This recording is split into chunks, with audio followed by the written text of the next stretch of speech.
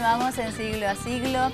Tema a partir de ahora, un tema que se instala en cada residencia. Muchas veces estamos acompañando los noticieros, escuchamos las noticias, leemos los diarios y se habla de la reincidencia, de los delincuentes que son reincidentes. Se pone en debate las medidas alternativas a la prisión, ¿son necesarias? ¿Hay ligereza realmente por parte de los jueces que las aplican o en realidad lo que sucede es que desconocemos el ámbito procesal y ellos están actuando conforme a derecho? ¿Se ajusta la ley a la realidad social? ¿Hay que modificar el Código Procesal Penal? Son algunas de las cuestiones que nos planteamos y que esperamos sean respondidas en esta noche, porque tenemos una mesa selecta realmente de gente que trabaja, de especialistas, de profesionales del derecho que están en el día a día, son docentes universitarios, llevan causas, así es que esperamos que ellos traigan luz a este debate en esta noche. La experiencia de cada uno de nuestros invitados nos da la pauta que lo que concluiremos esta noche va a ser algo que va a sentar jurisprudencia. Ese es el lenguaje del término. Esperemos que así sea, ¿verdad? De nuestros invitados, que generalmente utilizan para poner como antecedente lo que nosotros queremos abordar en la noche de hoy. El abogado Pedro Mayor Martínez, juez penal de garantías, está con nosotros. Es un lujo. Doctor, buenas noches, ¿cómo le va? Buenas noches, Oscar. Mariana, estoy a disposición de ustedes y saludo a la audiencia. Muy amable, gracias por estar con disponible para nosotros. explicar lo que podamos en este tema. Bienvenido, doctor. Muchas gracias. Nos acompaña también el doctor Jorge Bogarín González, abogado penalista, ex juez, docente de varias cátedras, varias universidades en materia penal y procesal penal. Bienvenido, doctor. Buenas noches, Mariana. Muchísimas gracias por la invitación. Buenas noches, Oscar, y a este realmente selecto grupo que nos acompaña aquí. Bienvenido, doctor Bogarín. Muchas gracias. Nos acompaña también la abogada Cecilia Pérez. Ella es abogada penalista y también ha llevado varios casos que han trascendido la opinión pública también. Bienvenida, doctora. Buenas noches, Mariana. Buenas noches, Oscar, y a toda la audiencia. Esperemos por colaborar, o sea, aportar algo antes que restar, ¿verdad? Va a haber una colaboración amplia de parte de ustedes para dilucidar nuestras preguntas y hasta ciertas veces ingenuas. Sí, más vale. No sé si dan ingenuas, pero ahí tenemos muchas preguntas. Y nos acompaña finalmente el abogado Cristian Bernal. Él es agente fiscal de la Unidad de Seguridad y Convivencia de las Personas. Bienvenido, abogado. Buenas noches, Mariana, Oscar, y a los colegas y a la teleaudiencia. Gracias por la invitación. Qué gusto tenerme. Imagínate, Mariana, seas la directora de este buffet. Ah, sí. No sé si la directora, pero... Mariana es estudiante de Derecho y de hecho que maneja los términos y ni tanto, maneja muchísimo. No me pongas a prueba en este momento tan difícil. Refiere a los temas que abordaremos esta noche. Pero de hecho, abogado Pedro Mayor Martínez, la sociedad se pregunta hoy, ¿es necesaria la modificación del Código Procesal Penal para ir buscando paliar este problema que constituye el hecho de que los ciudadanos que cometen delitos en la vía pública en el día de hoy, en la mayoría de los casos, son reincidentes y productos de una medida alternativa a la prisión? Oscar, en realidad mi posición ahora en abriendo fuego, como diríamos, sobre este tema es un poco inusual. Primero yo escucho a las partes y luego tomo una decisión. Pero en este caso lo que me atrevo a decir que la ciudadanía tiene razón en los reclamos ciudadanos de seguridad. Pero hay que tener mucho cuidado con los discursos de seguridad, porque cuando hablamos del sistema de justicia no podemos dejar de lado la corresponsabilidad como un órgano de poder en cuanto a las decisiones que se toman en cada caso concreto. Cuando ustedes mencionan la necesidad de modificar una norma, tenemos que tener también cuidado cuando hablamos de modificar un código. De hecho, este año es el año de la reforma del sistema penal. Ambas normativas, Código Penal y Código Procesal Penal, están siendo objeto de revisión. Pero siempre tenemos que preguntarnos si lo que hay que revisar es la norma o la gestión. Sí. ¿Está mal la norma o el problema son los jueces que aplican? Digamos, o finalmente son los jueces los responsables, y en esto quiero entrar a puntualizar muy claro. Primero porque cuando hablamos de seguridad y a la ciudadanía no le interesa quién tiene la responsabilidad, lo único que quiere son soluciones, quiere vivir tranquila, y en eso tienen toda la razón. El problema radica cuando los poderes entran en conflicto por quién tiene la responsabilidad en un estado de cosas. reitero que el Poder Judicial tiene su cuota de responsabilidad sobre la base de malas decisiones tomadas por magistrados en torno a medidas alternativas o sustitutivas, cuando en realidad los presupuestos para su aplicación están presentes y no son considerados por los magistrados. Pero la pregunta radica también, o debe hacerse también, ¿deben en todos los casos judicializarse ciertas conductas? ¿Deben en todos los casos imputarse cuando se imputan?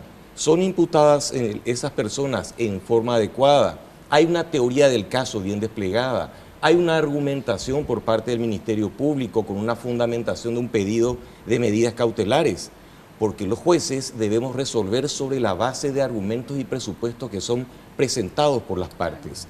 Nosotros actuamos, valga la redundancia, como una suerte de antídoto dentro del poder, actuamos como contrapoder, en el sentido de que tenemos que aplicar la norma, pero tenemos que cuidar también del abuso de la norma contra un ciudadano. Es decir, tenemos que equilibrar la balanza, que es el símbolo del derecho, en nosotros representa justamente el equilibrio de los poderes en juego en ese momento. Pero el estado de cosas que hoy se presenta, y habría que analizar las estadísticas que son no consultadas normalmente cuando se plantean las modificaciones legislativas, de si las normas que ya han sido modificadas, sobre todo a medidas alternativas sustitutivas, han tenido impacto o no han tenido impacto en el aumento, en teoría, de una delincuencia. ¿Ya hubo modificación, doctor? Hubieron dos modificaciones anteriores con respecto al mismo artículo que hoy nuevamente está siendo objeto de debate permanente. Pero desde hace 7 u 8 años que ha sido ya modificada con la primera ley, ¿ha tenido eso impacto? Si no ha tenido impacto, tendríamos que preguntarnos qué es lo que está pasando. ¿Y de qué sirve modificar tantas veces un mismo artículo? Siempre planteo que el tema radica como querer eliminar el dengue con un matamoscas. Y acá la cuestión pasa por analizar las responsabilidades de un ejecutivo que no está presente en muchas situaciones, un legislativo que también tiene graves déficits de analizar hoy por hoy las normativas que sean ajustadas, y un judicial que quizás con lo que tenemos no actúa correctamente. Pero reitero, la ciudadanía está cansada de que nos tiremos un poco la responsabilidad unos a otros y no nos sentemos a analizar primero que no debe ingresar tanta cantidad de personas al sistema. Eso implica prevención. Se está previniendo la comisión de hechos punibles. El ingreso de drogas cada vez afecta de una manera terrible a un sector de la ciudadanía que delinque necesariamente. Si prisionizamos, ese sector de la ciudadanía queda huérfano. Entonces vienen abuelas, tíos, hijos nuevamente a sumarse a una carrera. Totalmente de acuerdo. Totalmente de acuerdo. Me gustaría que podamos hacerlo con el doctor Bogarín, que es también docente en lo procesal, en lo penal. No todo el auditorio que hoy nos está acompañando, digamos, tiene conocimiento quizás de los términos, y creo que lo que dijo el doctor Pedro Mayor Martínez es exactamente el sentido de esta cuestión, y es que la gente no tiene por qué saber, sino que la gente quiere estar segura. Ahora, para una cuestión de entendimiento a lo largo de esta noche, ¿qué es o de qué se tratan en realidad las medidas alternativas y en qué caso deben ser aplicadas, como una cuestión así teórica, digamos, doctor, no analizando el caso puntual? Porque la gente dice, ya otra vez tenía medida alternativa, ¿por qué lo que no estaba preso? ¿De qué se tratan estas medidas? Sí, bueno, me sumo al esquema trazado por el doctor Mayor en relación a la norma.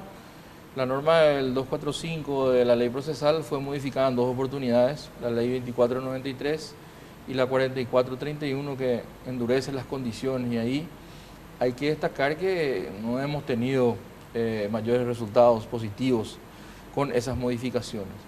En relación a la gestión, quiero decir, y con muchísimo respeto, que hay operadores del sistema, no todos, estamos frente a un excelente magistrado, a un agente fiscal que ha tenido una destacada labor también en varios ámbitos, pero hay muchos magistrados y fiscales con deficiencias técnicas, bajo nivel técnico, y, por qué no decirlo, un alto nivel de corrupción que conspira contra la cabal aplicación también del sistema.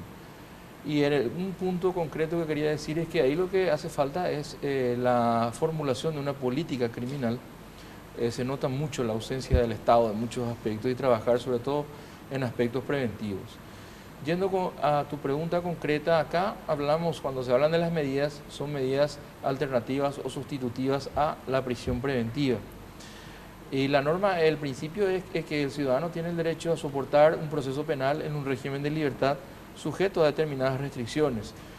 Y justamente la que fue modificada decía, siempre que se puedan evitar los peligros de fuga o los peligros de obstrucción a un proceso, por la adopción de medidas menos gravosas que la prisión, el juez o el sistema tiene que preferir imponer las medidas menos gravosas. O sea, no hay que enviar en todos los casos a prisión. Claro. Se pueden establecer determinadas garantías a través de las medidas y se adoptan durante la sustanciación de un proceso penal. Ahí hay una confusión de que las penas y las medidas de seguridad se aplican cuando ya hay una sentencia, la persona fue encontrada culpable y se le aplica una sanción. Pero acá la persona sometida al proceso todavía está protegida por la presunción o estado de inocencia y en determinadas condiciones que están establecidas claramente en el sistema se aplican las medidas menos gravosas. Y cuando se habla de medida sustitutiva o alternativa, abogada Cecilia Pérez, significa que el ciudadano procesado debe guardar reclusión en su domicilio, ¿verdad? No puede salir. No, esa es una modalidad.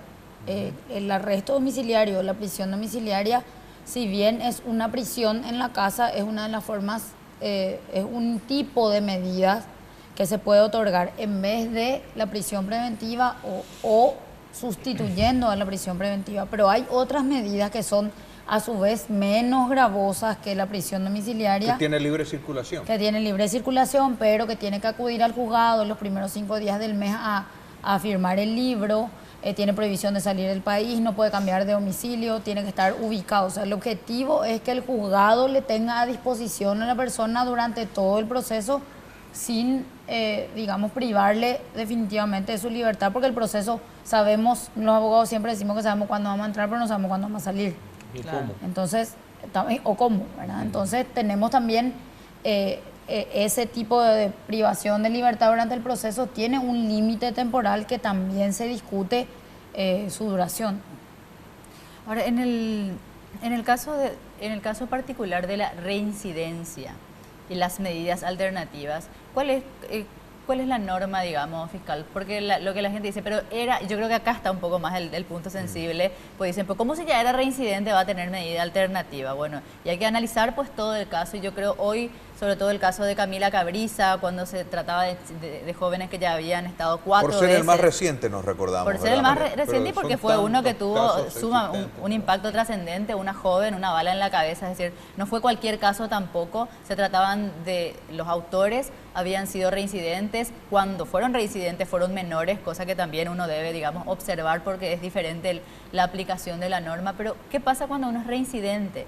Las medidas, ¿cuál es el criterio para aplicar una medida preventiva a la prisión? Como dijo acá el doctor Pedro Mayor y el doctor Bugarín, acá también hay que analizar la gestión del operador de justicia. La ley es clara, es decir, si uno ve las dos modificaciones existentes en materia de la prisión preventiva, el artículo 242, en el momento de otorgar una medida, para la gente común que no entiende, es en el momento de darle una libertad. Tiene que, como dice el doctor Pedro Mayor, si un agente fiscal va a argumentar la prisión, justificar el por qué está argumentando esa prisión. Uno de los motivos puede ser, esta persona es reincidente, tuvo una causa por un tipo penal o por un delito de robo agravado, o ya tuvo una situación de esa, entonces pide esa prisión y en ese momento consideramos que un juez de garantía por ahí le puede dar esa prisión o debe darle, ¿verdad?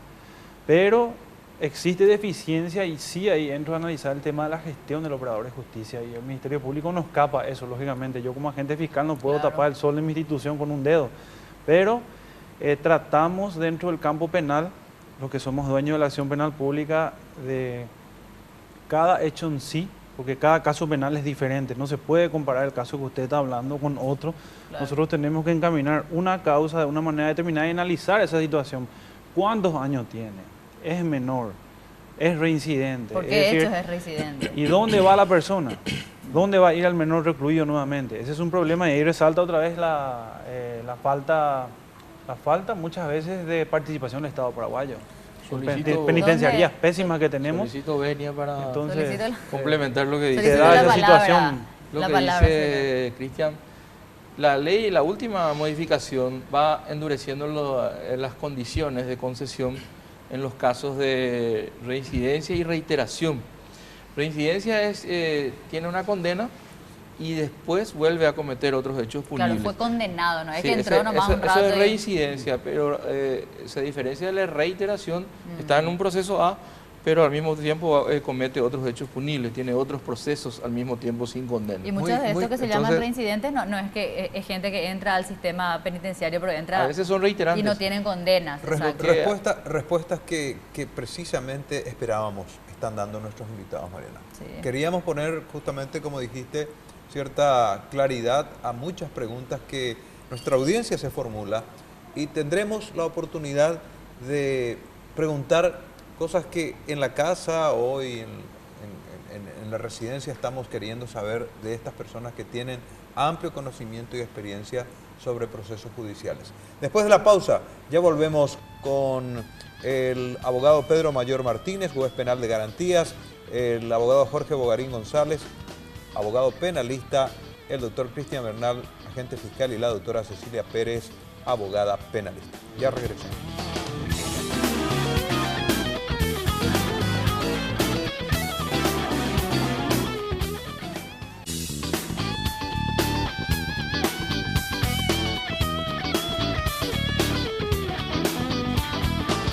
Y si estás buscando un lugar para vivir con tu familia, elegí el mejor lugar en Asunción. El mejor lugar, el barrio inteligente, un barrio cerrado, rodeado de mucha naturaleza y mucho verde. Es Rakiura Country, calles de doble avenida con pavimento de hormigón armado, paseos centrales con hermosos, frondosos árboles, tendido de fibra óptica subterráneo, la instalación eléctrica también es subterránea y la seguridad tecnológica de punta con pórticos de acceso habilitados con barreras electrónicas activadas por códigos de barra. Drenajes pluviales y cloacales, todos también subterráneos. Adquiriendo el terreno, llevas también el título de membresía para Rakiura Resort Day. Y es muy probable que la decisión más difícil que pueda tomar un juez es hacer justicia. Quiero preguntarle al abogado Pedro Mayor Martínez, ¿qué representa a la hora de dictar sentencia la responsabilidad de decir he hecho bien, he hecho mal, estoy inseguro, no sé si lo hice bien? ¿Cuál es el estado de ánimo que en ese momento surge de doctor Mayor Martínez? Y la verdad que siempre para el juez es muy difícil, Oscar, tener que tomar una decisión de enviar presa a una persona, sobre todo Ay, sí, me imagino. desde el punto de vista de un servidor de justicia.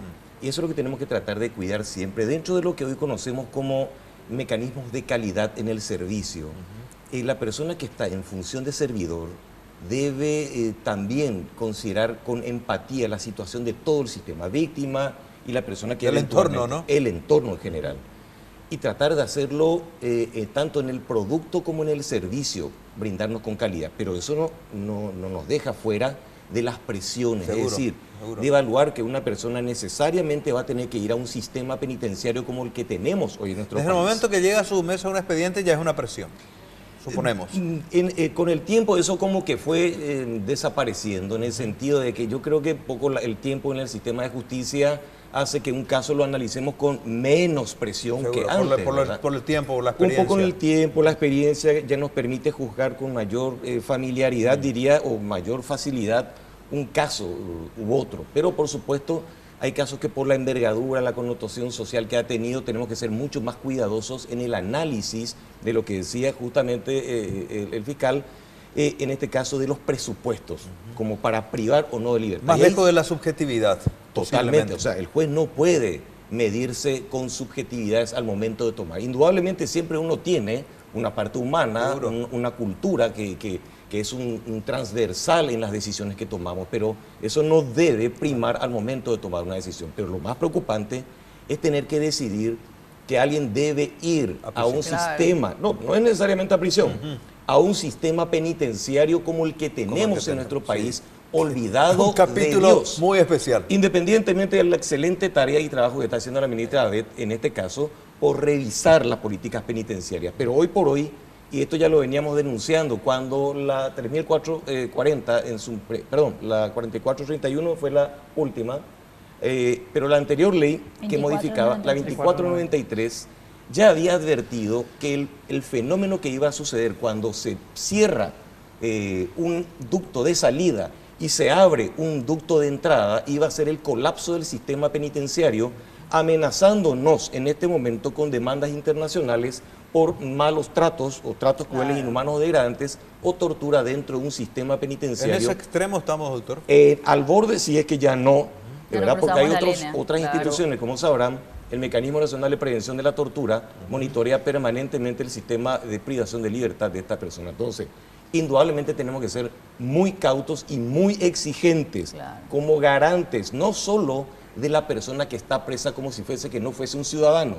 Toda persona privada de libertad es un ciudadano igual a cualquier otro porque el principio de inocencia permanece con él. Entonces tenemos que tener cuidado de que el sistema no devore al ciudadano independientemente que esté o no atribuido. Muy clara la respuesta, doctor, indudablemente. Y lo que decía el doctor, sobre todo, creo que es justamente probablemente el dilema de quien busca hacer justicia en realidad y de quien quiere velar por esos derechos, porque la pregunta es, ¿enviarlo a nuestro sistema penitenciario es mejor o es peor? Esa es la pregunta, sobre todo por cómo está hoy. Creo que hace un tiempo no muy lejano atrás, de unos días, la doctora hablaba justamente de la situación del sistema penitenciario, de la situación de Tacumbú específicamente, no solo del aspecto de estar superpoblado, sino de, ¿funciona o no? Le consulto, doctora, como lo que debiera ser, devolver a la ciudadanía, un centro de rehabilitación, o devolver a la sociedad un mejor ciudadano, un ciudadano readaptado, que pueda reinsertarse, o es allí un depósito en donde les ponemos porque no sabemos qué hacer con ellos. Otros colegas de ustedes habían hecho una investigación y la investigación con relación al sistema carcelario tenía un merecido título, Miseria humana tras las rejas. Muy didáctico. En esa investigación que del tiempo que se realizó hasta ahora no cambió gran cosa. Efectivamente, primero tenemos que analizar quién se va preso durante el proceso, no puede tener el mismo tratamiento que constitucionalmente debe estar separado que el que está condenado. Pero nuestras cárceles son escuelas de violencia. O sea, entran por un hurto menor y salen asaltando. Salen sicarios. Yo le quiero preguntar al doctor Bernal, la misma pregunta tal vez tenga otra connotación, digamos, la respuesta que nos brinde. En cuanto a lo que siente usted, doctor Bernal,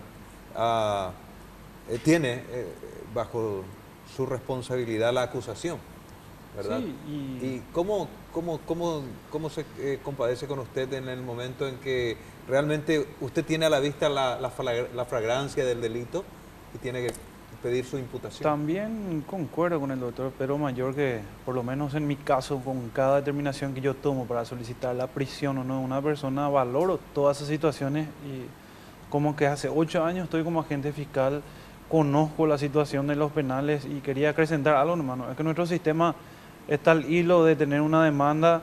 Ya tenemos la demanda de Panchito López que el Estado paraguayo sigue pagando. Tenemos que pagar. Acá Cecilia presentó realmente ese material, es muy didáctico lo que hicieron los compañeros de ustedes y eso es una bomba de tiempo. Y uno, como dice el doctor, tiene que pensar 1, 2, 3, 4 y hasta 10 veces de qué tipo de medida va a pedir y de por medio para nosotros los fiscales de repente existe la sociedad que reclama justicia, que por qué el fiscal pide su medida alternativa si tiene que estar preso. Entonces uno valora, pero solamente el tiempo y la conciencia y el conocimiento jurídico, como dijo el doctor, porque muchas veces para determinar si esa persona va a estar en prisión o no, tenemos dentro del proceso penal una etapa oral donde nosotros manifestamos el motivo de por qué esa persona tiene que ir presa, en una audiencia que se hace. Entonces, aparte del conocimiento jurídico, creo que también la conciencia en este momento entra mucho a tallar, por lo menos personalmente en mi caso, de determinar qué tipo de medidas le va a dar a esa persona. Y si es menor, peor aún, el peso es un poquito más doble, ¿verdad? Porque sabe dónde uno va a... Y que es bastante reincidente en los últimos tiempos, el caso de menores. Es el reincidente porque, como dijo acá el colega, el doctor, el sistema no funciona, pero el sistema penitenciario y concomitantemente estamos nosotros, el Poder Judicial y el Ministerio Público también detrás. Ahora, y si nosotros pudiéramos ir configurando, yo creo que hay que ir a la educación, después ya tenemos que ver cómo están las familias, porque de dónde salen estos chicos, y el crack, y el problema, es decir, el panorama realmente es muy amplio, pero si hoy pudiéramos revisar lo que esté a un alcance más próximo, digamos, que por ejemplo sean revisar las normas, revisar las políticas en el caso penitenciario, le hago la consulta, le traslado al doctor Bogarín, ¿cuáles serían algunas medidas que podrían traer algún tipo de soluciones iniciales? En realidad hay que ir a lo que decía el doctor Pedro Mayor, juntarles ahí a los presidentes o a las cabezas de los tres poderes y ver hacia dónde ir. ¿Cómo se puede empezar a solucionar esto, doctor? Mire, es una realidad que nuestras penitenciarías están colapsadas y vos que sos estudiante de Derecho sabés, se habla de esas hermosas ideas de rehabilitación y resocialización, pero es imposible. Tacumbú tiene más de 4.000 internos en un lugar que tiene capacidad máxima de 1.000 personas. Pero la solución, y lastimosamente hay alguna gente que dice, bueno, vamos a construir más cárceles. La solución no está en construir más cárceles ni en endurecer las penas. La solución está en buscar otras medidas alternativas. Hay que trabajar en prevención. A eso me refería, que hay que analizar la realidad, formular una política criminal y esa política criminal llevar al proceso de formación de las leyes. Estamos muy acostumbrados a hacer parches en las leyes, le modificamos tal o cual artículo y le introducimos una serie de contradicciones al sistema, porque un código es un sistema. Entonces, hay que trabajar fundamentalmente en medidas preventivas, medidas sociales, a los efectos de acompañarlo. Lo último que tiene que actuar es la ley penal. La ley penal tiene que ser de última ratio. ¿Y hay alguien que está trabajando en esa idea que usted manifiesta? Ese es otro aspecto, Oscar. Está trabajando una comisión de preparación de reforma, gente muy calificada como el doctor Kronawetter, el doctor Casañas Levy, también González Maki, y están invitando a una serie de personas para hacer un proceso integral. Y eso, hay algunas leyes que se dictan en desconocimiento. Aquí hay que coordinar con la gente que está en el día a día de esto para dar cabida a los reclamos ciudadanos, muy justos, por cierto, que mencionaba el doctor Mayor, pero no se consultó en muchos casos con el Poder Judicial, que tiene gente muy calificada, con el Ministerio Público, gente como Ceci o como yo que estamos en el día a día de este tema, las universidades, los docentes. ¿Quiénes nos consultaron? Los parlamentarios, el proceso de formación de las leyes. Ahora se está ampliando la comisión y se está trabajando. ¿Ustedes tienen colegas dentro del Parlamento? ¿No ayudan, no cooperan ellos para...? Sí, ahora se está trabajando, hay una mejor comunicación. El diputado Portillo es un colega, pues imagínate.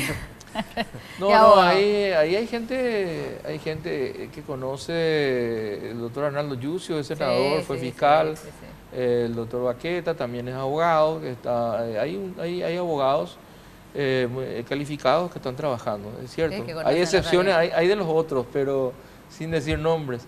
A lo que quiero llegar es que hay que buscar una coordinación y hay que trabajar con la gente que está en el día a día, que conoce este tema. No se puede dictar una ley alejada de la realidad. Nosotros tenemos hoy una realidad que está siendo descrita magníficamente aquí y bueno, hay que formular una política criminal, cómo encarar la lucha preventiva y en algunos casos reactiva ante esa realidad. Y esa es la pregunta que vamos a pedirles a nuestros invitados nos respondan a la vuelta de la pausa.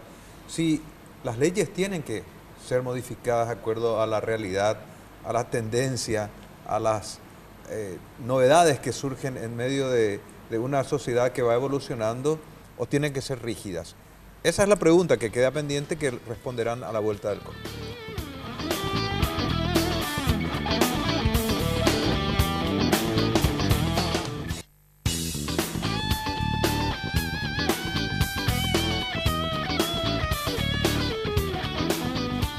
Como ciudadanos tenemos la percepción que la realidad hoy de la evolución de esta sociedad precisamente impone una serie de reglas que deben ser modificadas, tienen que ser cambiados los códigos, también los artículos de la ley para penalizar determinadas causas que están en la comisión de delitos.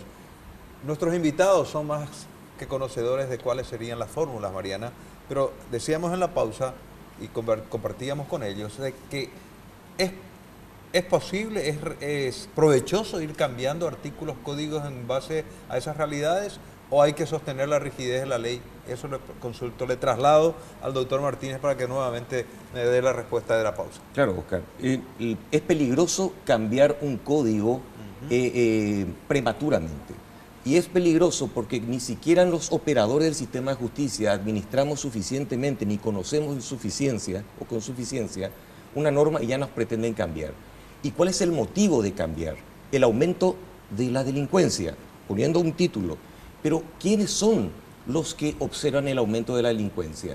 Porque muy bien ya lo había dicho el doctor Filisola, ex ministro del Interior, que a veces ciertos grupos de poder administran lo que se llama la sensación de inseguridad.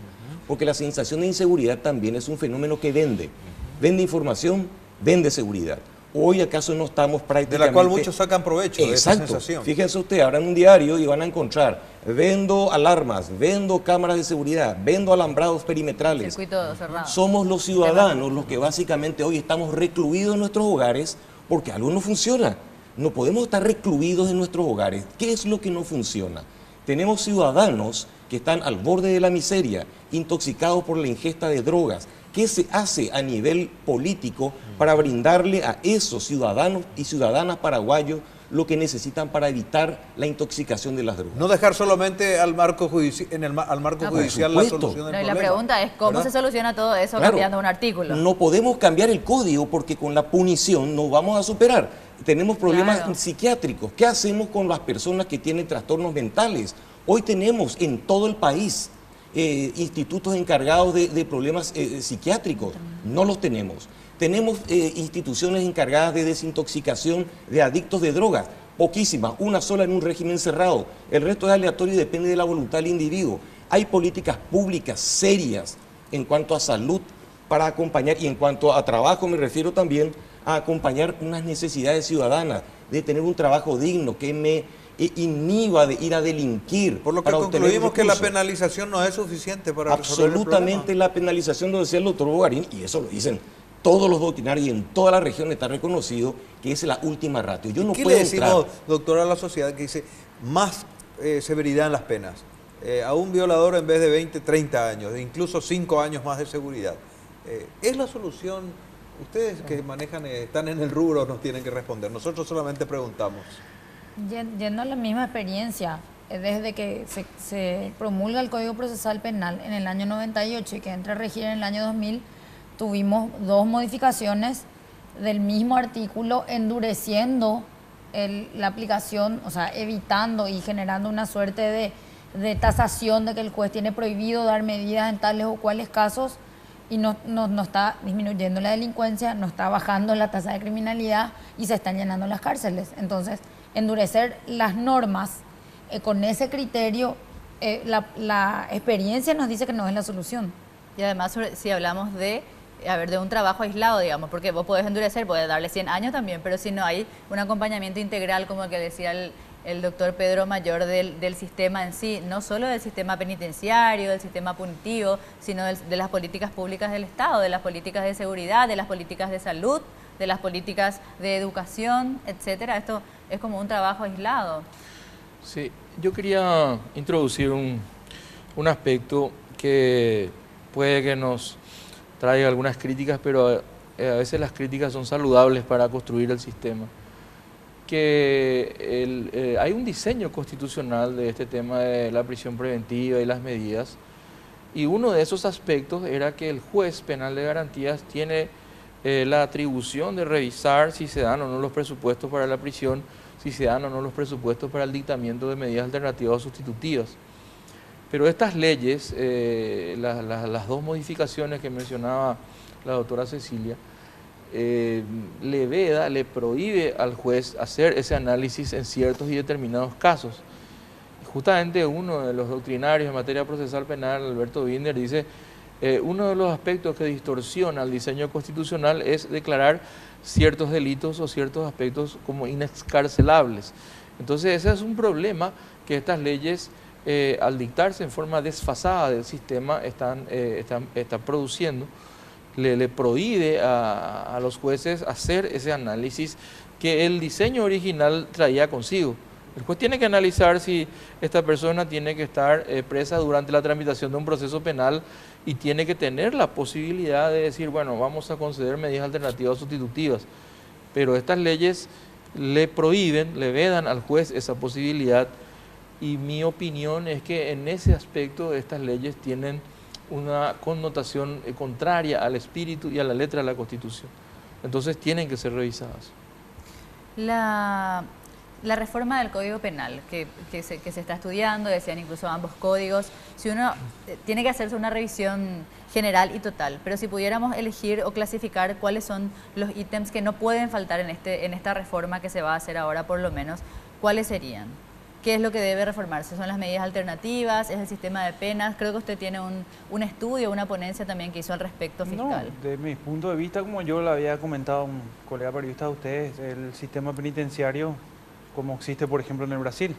Es decir, una persona que cometió por primera vez un delito tiene derecho a responder en libertad al proceso y, por ejemplo, existen regímenes abiertos, semiabiertos, pero eso tiene que ir acompañado de un sistema, póngale un lugar reclusorio con una granja que ellos puedan realizar, y entonces eso es monitoreado y controlado también. Y otro aspecto también que hablé que me parece interesante es la responsabilidad de los operadores de justicia, como dice acá el doctor Pedro Mayor Martínez, que podamos responder, porque yo soy parte, aparte de civilmente, penalmente, por los incumplimientos que hacemos dentro del sistema penal. A lo mejor no es pertinente. Porque hoy ese incumplimiento o esa sanción al operador de justicia... Tenemos las sanciones administrativas y la institucionalmente establecida por la Constitución, que es el jurado de enjuiciamiento. El jurado de enjuiciamiento, pero luego no hay como una sanción más clara, más específica o más directa. Existen sanciones por delitos comunes, pero no existe una sanción como que somos servidores de justicia. Nosotros no tenemos una responsabilidad penal por las decisiones que tomamos. Siempre por eso se va buscando en la escala del responsable, no el juez, el fiscal que estaba, el juez anterior.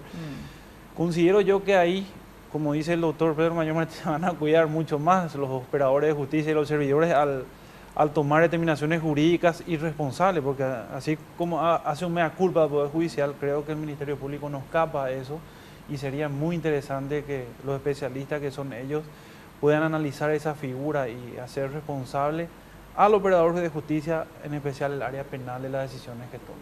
¿Cómo se administra, cómo se maneja el caso de los menores, doctora? Porque y traigo a colación el caso Camila, por ejemplo, donde los autores eran reincidentes, pero resulta que esta reincidencia la tuvieron, y no sé si es reincidencia o era reiteración, creo que eran reiterantes, porque creo que no tuvieron condena, pero eran menores cuando lo hicieron, y no es la fragilidad, es más noble el sistema cuando se trata de menores, es siempre más tuitivo, busca siempre, si antes luego ya era última ratio, en el caso de los menores es ultimísima ratio. Entonces, ¿cómo se maneja eso, doctora? ¿Y cómo se trabaja hoy cuando se trata de menores que son los que delinquen y los autores de estos hechos punibles? De hecho, que el Código de la Niñez es el que rige, tiene un capítulo especial para menores se llaman adolescentes en conflicto con la ley penal. Ya no le llaman menores, ni tampoco le dicen menores infractores, porque se sostiene que se viola inclusive la presunción de inocencia cuando se parte de la base de que ya son infractores.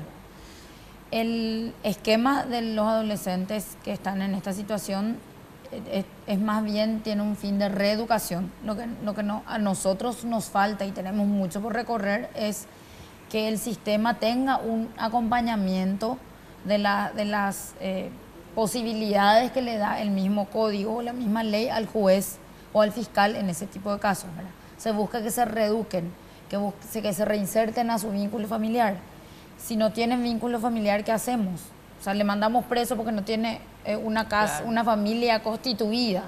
O sea, tampoco tiene la culpa. Entonces, se analizan, si tiene sentido eso solo. Eso claro, por sí pero solo. Soltarle por soltarle, Claro. Y sin buscar que tenga una contención, un análisis de por qué un chico de 14 o 15 años entra al sistema, en qué condiciones entra al sistema. Porque el problema principal que tenemos con los adolescentes es el crack. Sí. O sea, el 90% de los casos que están dentro del sistema de adolescentes es por comisión de hechos punibles bajo los efectos de drogas, y en las zonas marginales es el crack o el chespi, como le dicen, sí, vulgarmente. Entonces, le damos la prisión y le castigamos en esa situación, o tratamos de rescatarle, claro, porque el sistema confía en que el adolescente es todavía más maleable que el adulto, ¿verdad? Por eso la ley tiene un Pero si tratamiento tratamos de especial. rescatarle, ¿cómo? Y bueno, pero necesitamos otros aspectos que no tengan que ver solamente con la ley penal. No tenemos hogares. Por Hogares eso. de chicos a quienes se les puede aplicar la figura de la internación, que está Por dentro eso, del doctora, proceso si usted penal, dice, bueno, este es que un no chico que sea el todavía... centro educativo Itagua. Si usted dice, este es un joven que todavía puede ser rescatado, utilizando el término, que si es bien tratado, si tiene contención, puede cambiar la conducta, puede reeducarse Sí. y dejar de delinquir. Bueno, Sí. pero ¿qué hacen? ¿No cuentan ustedes con ese respaldo? ¿A dónde le envían? Lo que es en un esfuerzo que es insuficiente, ¿verdad? Hay un proyecto, un programa que trabaja con los juzgados penales de la adolescencia que se llama Programa de Apoyo a Adolescentes Infractores, ¿verdad? Con las siglas PAI, que son psicólogos, trabajadores sociales, abogados, que trabajan con un seguimiento del cumplimiento de medidas, si el adolescente no va al colegio, que conseguirle un lugar donde estudiar, si cumple con las normas, o sea, se le pone como medida, por ejemplo, que vaya al colegio y que asista y que participe y pase las materias, pero si no tiene quien le haga el seguimiento, había antes un esquema de consejeros del adolescente, ¿verdad? Hoy en la actualidad, como no hay un organismo extrapoder que haga eso o algunas personas que trabajen en eso, se les vuelve muchas veces a asignar a los padres y no es la solución, porque muchas veces en la casa está el problema. Entonces, confiando en que el padre va a procurar salvarle a su hijo, se le deja al cuidado y volvemos a reingresar al sistema por otro hecho, porque el padre o trabaja o estudia o es alcohólico o es drogadicto también o está preso o se va preso, ¿verdad? Porque el mayor problema con los adolescentes es las personas que son de escasos recursos. Sí. No vamos a desaprovechar esta noche, Mariana, este valioso tiempo y esta magnífica presencia de hablar de la relación justicia-políticos. Lo haremos luego de la pausa.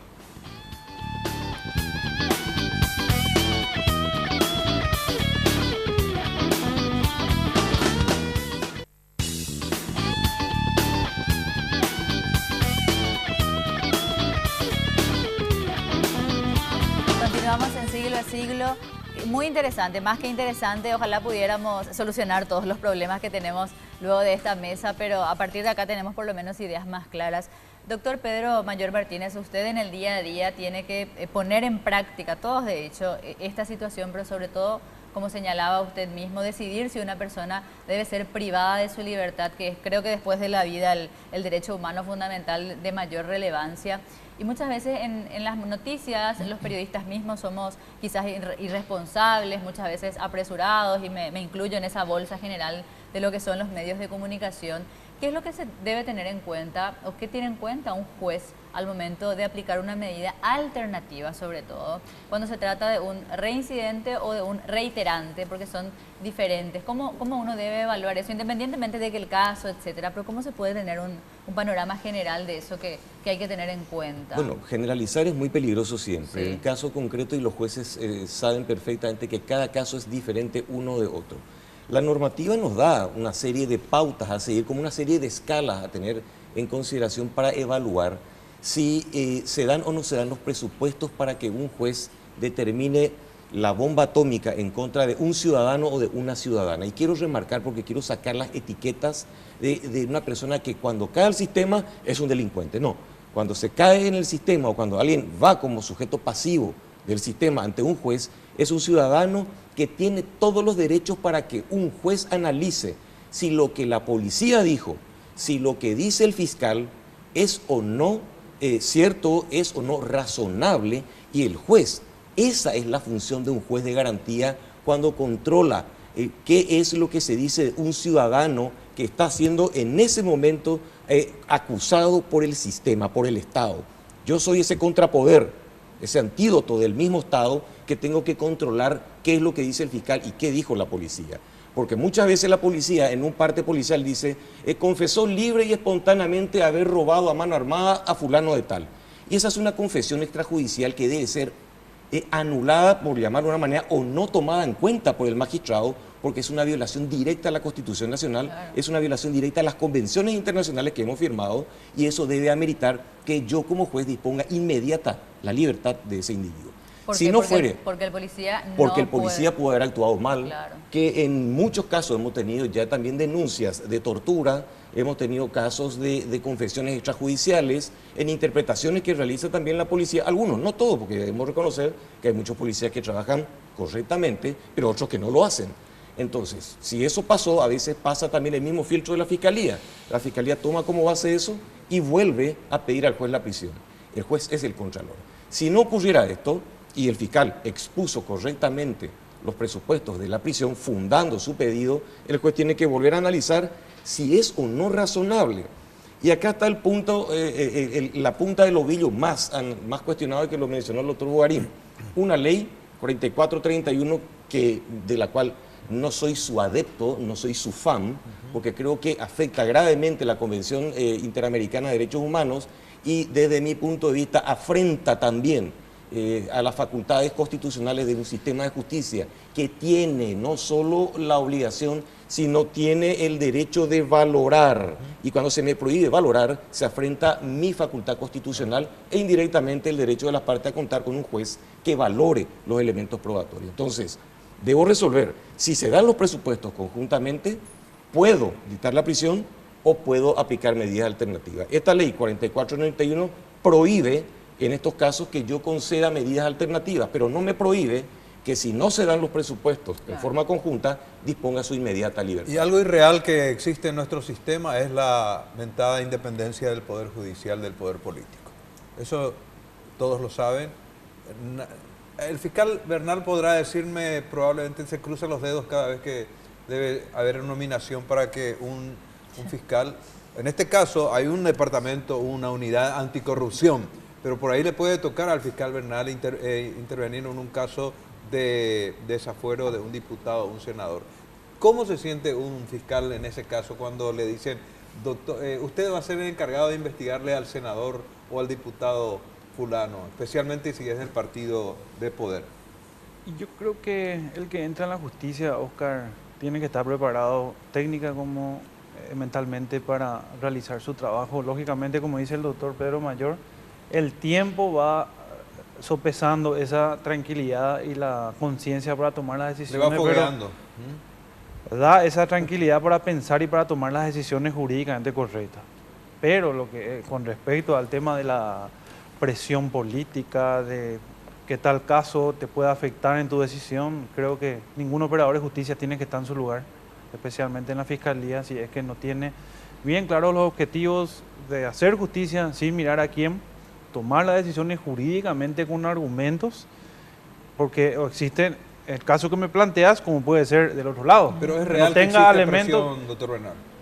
La presión... No pueden desconocer ustedes. No, nos conocemos porque vivimos todos en el mismo país, es decir, manejamos entre pasillos, entre situaciones que se dan, y por eso te digo, no puede sopesar en un operador de justicia. Y eso es un error del sistema, doctor Bogarín, el hecho de que el magistrado tiene que estar supeditado a una decisión de un órgano político como el jurado de enjuiciamiento de magistrados, cuando realmente es la responsabilidad, o sea, es el deber que está ante ustedes de cumplir acabadamente, o es de acuerdo al ambiente en que se vive políticamente que ustedes están expuestos. Bueno,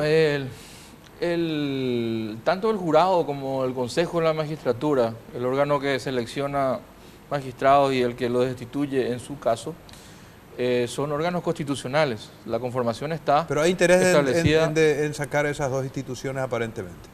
Sí, se está trabajando en eso, pero pasa por una reforma de la Constitución, en primer lugar. No es ningún secreto, y lo digo con respeto, que se han politizado muchas designaciones. Y yendo a la práctica, si el fiscal A le debe su nombramiento al político B, más tarde o más temprano le va a pasar la factura por ese nombramiento, y ahí ya inicia sus funciones perdiendo independencia.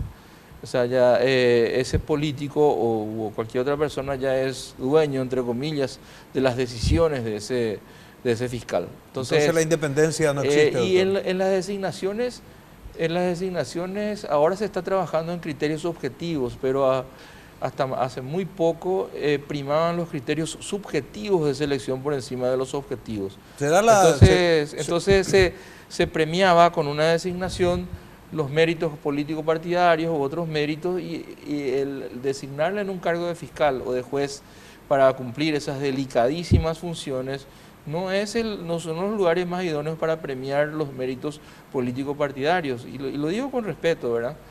Entonces, eso conspira contra la calidad que tiene que tener el servicio que debe ser la administración de justicia. Pero se da como si fuese una onda el hecho de que cada senador y cada diputado debe tener su fiscal y su juez propio. Yo creo que estamos evolucionando en ese tema, Oscar. Lo digo. ¿En qué aspecto hemos evolucionado, doctor? Puntualmente. Estamos creciendo en jueces y fiscales que están cumpliendo acabadamente sus funciones por encima de las directivas políticas que pueden tener. ¿Se refiere a la unidad anticorrupción que está procesando a diputados y senadores como ejemplo?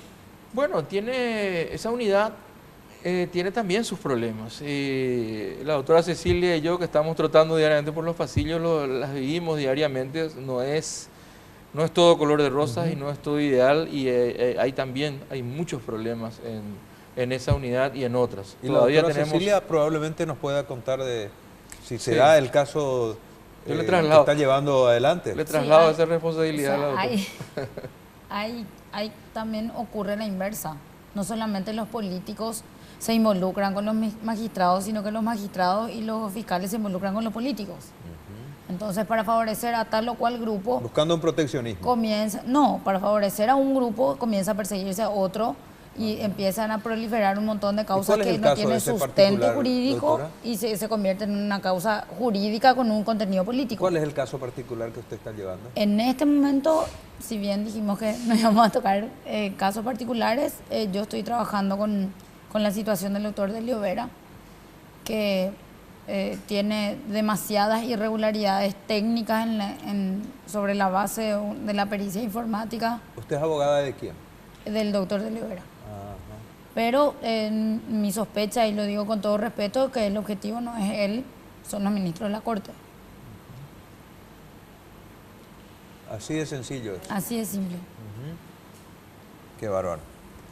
Hay que ir. En realidad que acá, si hubiésemos hablado de casos particulares, hay que decir que son varios temas. El doctor Pedro Mayor tiene algunos de los casos políticos también.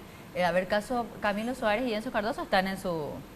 por ahora sí. Por ahora, claro, que es en realidad la respuesta. Bueno, pero el motivo de la noche era otro, así es que nosotros queremos agradecer. Pero no está mal que hagamos una picadita simplemente, así como para no dejar de mencionar, porque... No dijimos que está mal, decimos nomás que el tema era otro y agradecemos que nos hayan acompañado. No, el doctor Bernal probablemente nos dé también una opinión. A mí me gustaría enfocar el trabajo que él realizó en un momento de sus funciones como tal, cuando tenía que conciliar temperamentos, actitudes y hasta criterios entre barras bravas, entre policía, entre aficionados comunes que no tienen necesidad de meterse en ninguna trifulca, entre ese ambiente de tensión.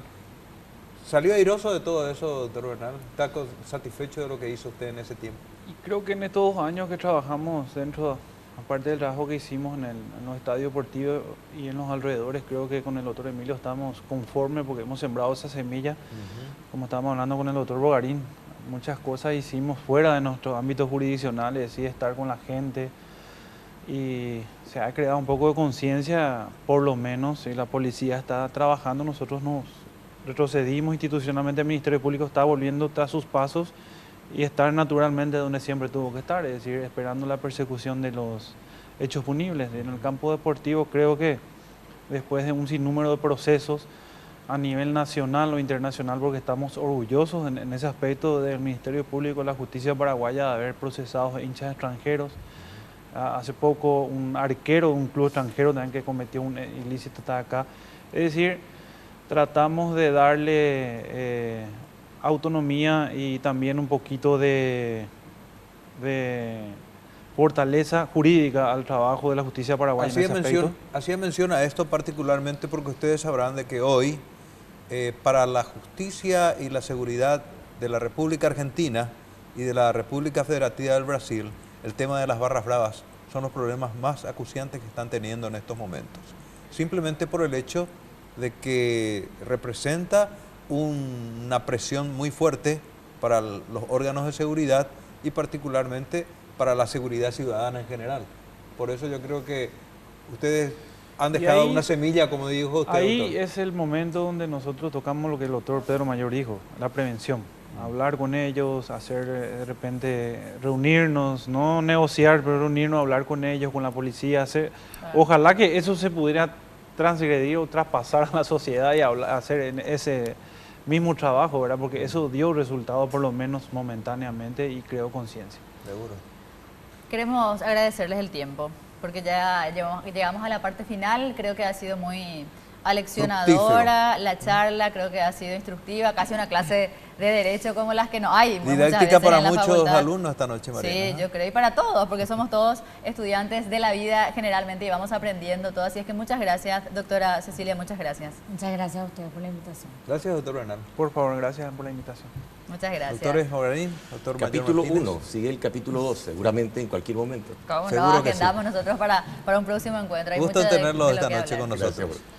Buenas noches y muchísimas gracias por la invitación y ratificamos nuestro compromiso de seguir luchando por el Estado de Derecho en nuestro país. Qué bueno. Muchas gracias. Gracias a todos realmente por el tiempo concedido en esta noche. Nosotros nos volvemos a encontrar el próximo martes 10 mediante. Puntualmente a las 22. Que tengan un buen inicio de jornada. Buenas noches.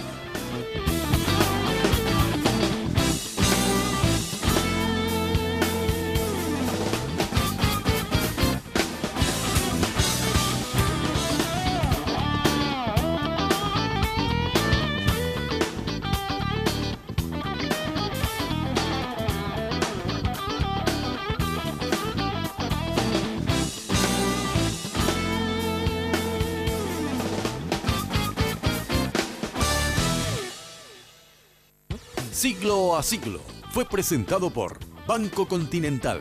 Responde.